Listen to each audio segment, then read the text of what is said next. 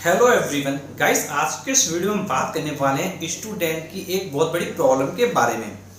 कुछ स्टूडेंट्स ऐसे हैं जिनको फिजिक्स बहुत अच्छे से समझ में आती है, फॉर्मूला भी उनके क्लियर है, लेकिन जब वो न्यूमेरिकल्स करते हैं तो उनके जो आंसर्स हैं वो नहीं आते हैं, और जब आंसर्स नहीं आते हैं तो उनका जो कॉन्फिडेंस है वो डाउन होने लगता है। तो अब ऐसा वो क्या करें कि उनके जो मार्क्स हैं फिजिक्स में इम्प्रूव हो जाएं, ऐसा उनको क्या करना चाहिए? तो देखो, तुमको पता है कि भाई तुमको फिजिक्स समझ में आ रही है, तुमको फॉर्मूला भी आ रहा है, डेट मीन्स ये चीजें तुमको तैयार हैं। अब तुम्हारे आ क्या नहीं रहे हैं, तुम्हारे आंसर्स नहीं आ रहे हैं। अब देखो, सोचो कि तुम्हारे आंसर क्यों नहीं आ रहे होंगे। अगर देखो तुम्हारी मैं बात करूं स्टूडेंट्स की, स्टूडेंट के देखो आंसर क्यों नहीं आते हैं, तो देखो पहला रीजन होता है कि उनकी जो कैलकुलेशन होती है वो वीक होती है। अगर देखो तुम्हारा कैलकुलेशन पार्ट वीक होगा तो तुम्हारे आंसर करेक्ट नहीं आएंगे। अब देखो, कैलकुलेशन जब वीक होती है, जब आंसर नहीं आते, तो ऐसी सिचुएशन में क्या करना चाहिए, ये सबसे बड़ा क्वेश्चन है। तो इसके बारे में भी तुमको मैं बताऊंगा। अब देखो, दूसरी कंडीशन ये भी हो सकती है जिन स्टूडेंट्स के आंसर नहीं आ रहे हैं कि उन्होंने जो प्रैक्टिस है वो अच्छे से नहीं करी है। देखो, जब स्टूडेंट प्रैक्टिस नहीं करता है नंबर ऑफ क्वेश्चंस की, तो फिर क्या प्रॉब्लम आती है। देखो, काफी बच्चे होते हैं, उनको जब टॉपिक पढ़ाया जाता है तो वो अच्छे से प्रैक्टिस नहीं करते हैं, और जब प्रैक्टिस नहीं करते हैं तो उसी की वजह से प्रॉब्लम क्या है आती है। अब बात आती है कि ऐसे सिचुएशन में क्या करना है। तो चलिए हम बात कर लेते हैं सबसे पहली सिचुएशन की, जिसमें बच्चों की कैलकुलेशन क्या है, वीक है। अगर देखो, अगर तुम्हारी कैलकुलेशन वीक होने की वजह से आंसर नहीं आ रहा है, तो कैलकुलेशन इंप्रूव करने के लिए सबसे पहले तुम एक चीज ये समझ लो कि तुमको बेसिक मैथमेटिक्स आना चाहिए। बेसिक मैथमेटिक्स में क्या है, पहली चीज डिफरेंशिएशन आना चाहिए, दूसरी चीज इंटीग्रेशन आनी चाहिए, तीसरी चीज तुमको टेबल आनी चाहिए, एटलीस्ट 20 तक टेबल आनी चाहिए, फोर्थ चीज तुमको स्क्वायर आना चाहिए, फिफ्थ चीज तुमको क्यूब्स आना चाहिए अप टू 15। इसके बाद तुम्हारा नेक्स्ट पॉइंट नंबर 6 में तुमको क्या, बायनोमियल थ्योरम आना चाहिए। नेक्स्ट टर्म तुम्हारा पॉइंट नंबर 7 तुमको क्वाड्रेटिक इक्वेशन सॉल्व करना आना चाहिए। तो एटलीस्ट ये जो बेसिक चीजें हैं, अगर ये तुमको आती होंगी तो ये तुम्हारी कैलकुलेशन स्पीड को फास्ट कर देगी, तुम्हारी स्पीड को एनहेंस कर देगी। देखो, स्टूडेंट के साथ कैलकुलेशन में प्रॉब्लम इसलिए होती है फिजिक्स में, बिकॉज उनका मैथमेटिक्स वीक होता है। तो कैलकुलेशन को इम्प्रूव करने के लिए तुमको फोकस करना होगा बहुत अच्छे से बेसिक मैथमेटिक्स पर। अगर तुम बेसिक मैथमेटिक्स पे फोकस कर ले जाओगे तो तुम्हारे जो आंसर्स कैलकुलेशन की वजह से नहीं आ रहे थे वो आना स्टार्ट हो जाएंगे।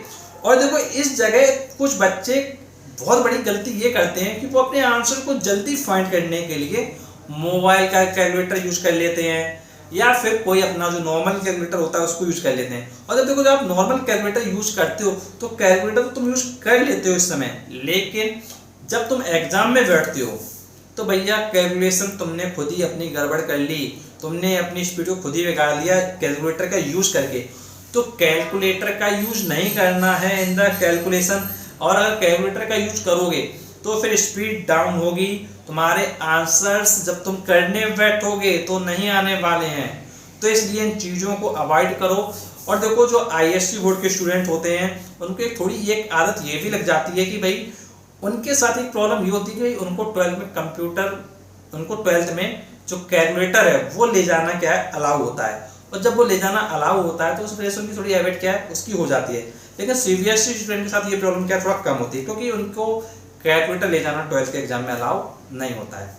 तो इसलिए तुमको फोकस करना होगा ऑन द कैलकुलेशन पार्ट, कि तुम प्रैक्टिस करो, तुम उनके आंसर्स निकालो। अगर तुम उनके आंसर्स निकालोगे तो फिर तुम डेफिनेटली काफ़ी अच्छे से निकाल पाओगे।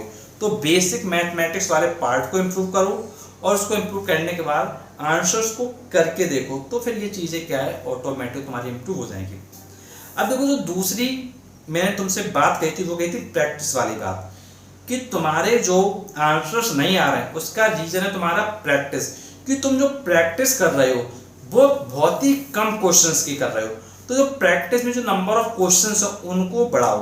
अब देखो, एक टारगेट तुम बना लो। अगर तुम टारगेट बना लो कि मुझको डेली 50 क्वेश्चन करना है, तुम टारगेट बना लो कि मुझको डेली 50 क्वेश्चन करना है, और देखो जब तुम 50 क्वेश्चन करोगे तो भैया तुम्हारे माइंड तुम्हारा सेट हो जाएगा कि मुझको ऐसे करना है, तुम्हारा माइंड सेट हो जाएगा कि तुमको ऐसे करना है। और जब तुम्हारा माइंड सेट हो जाएगा तो फिर ऑब्वियस सी बात है कि धीरे धीरे चीज़ें सब क्या होती जाएंगी। तो 50 क्वेश्चन तुमको करना है। अब देखो तुम सोचोगे यार 50 क्वेश्चन मैं कहाँ से लेके आऊँगा, ऐसा कई बार माइंड में आता है।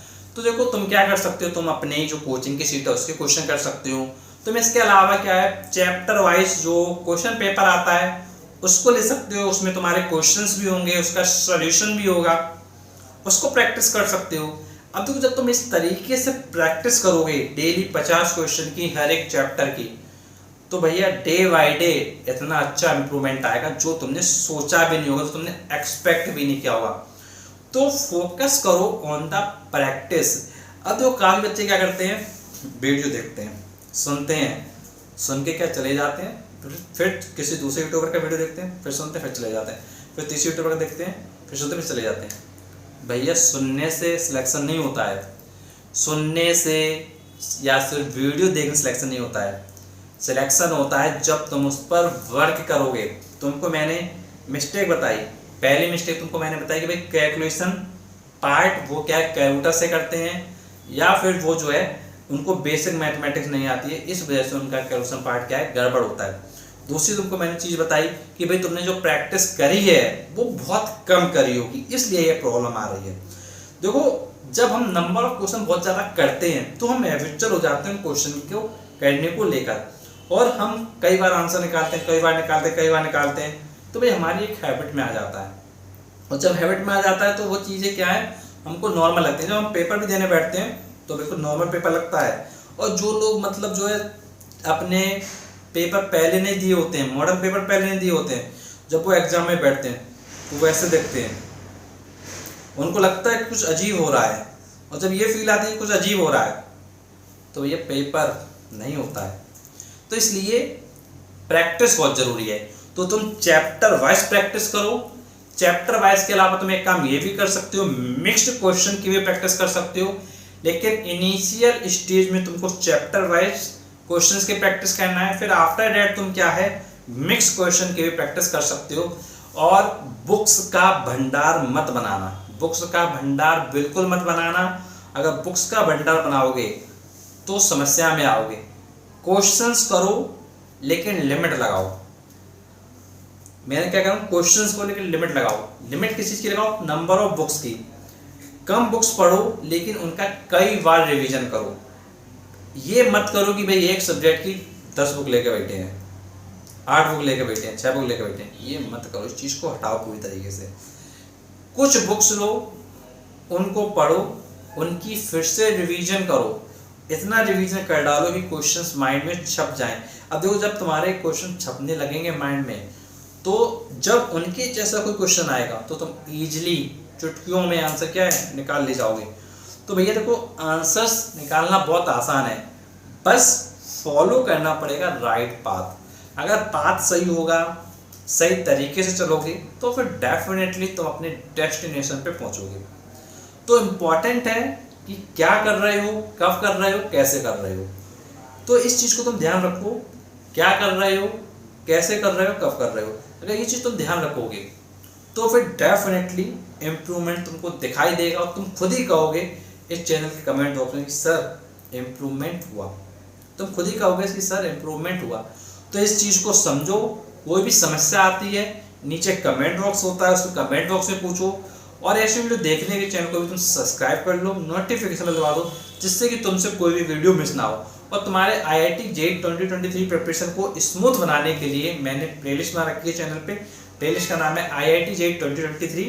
तो इस प्लेलिस्ट में जाकर तुम और भी वीडियोस देखो, अपनी नॉलेज को इनहेंस करो और अच्छे से प्रिपरेशन करके सिलेक्शन पाओ अपने IIT JEE mains and advance में।